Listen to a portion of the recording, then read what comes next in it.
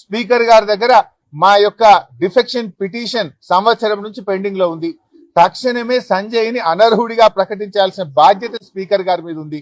ఇది ఎట్లా ఉందంటే చోర్ ఉల్టా కోత్వాల్ కు డాటే అన్నట్టు పార్టీ మారిన ఎమ్మెల్యేనే ఇంకా మా పార్టీ ఎమ్మెల్యే మీద ఇవాళ చర్యలు తీసుకోవాలంటున్నాడు. చర్యలు తీసుకోవాల్సింది పార్టీ మారిన 10 మంది ఎమ్మెల్యేల మీద తీసుకోవాలి. ఆ పిటిషన్ ఇలా ఆయన దగ్గరే స్పీకర్ గారి దగ్గరనే ఉంది. స్పీకర్ గారు తన విజ్ఞతను ఉపయోగించి ఓపెన్ గా చెప్తున్నారు కదా, అఫీషియల్ మీటింగ్ లో నేను కాంగ్రెస్ పార్టీ తరఫున పనిచేస్తా అంటున్నారు. అంతెందుకు కాంగ్రెస్ పార్టీ ఎమ్మెల్సీ జీవన్ రెడ్డి గారు కూడా వీళ్ళు ఈ పార్టీ మారిండు, ఈయనను పార్టీలో తీసుకోవద్దు అని కాంగ్రెస్ పార్టీ ఎమ్మెల్సీ జీవన్ రెడ్డి కూడా చెప్తున్నాడు కదా. సంజయ్ మీద చర్య తీసుకోవాలి, ఈ సంజయ్ పార్టీ మారిండు, ఇతను ఎట్లా తీసుకుంటారు, ఇతను హత్యా రాజకీయాలకు పాల్పడుతుండు అని కాంగ్రెస్ ఎమ్మెల్సీ జీవన్ రెడ్డి గారు కూడా చెప్తున్నారు. ఇంతకంటే స్పీకర్ గారికి ఆధారం ఏం కావాలి?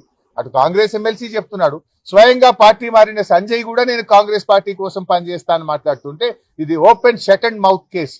స్పీకర్ గారు తక్షణమే వీళ్ళను ఇవాళ అనర్హత వేటు వేయాలని చెప్పి డిమాండ్ చేస్తున్నాం.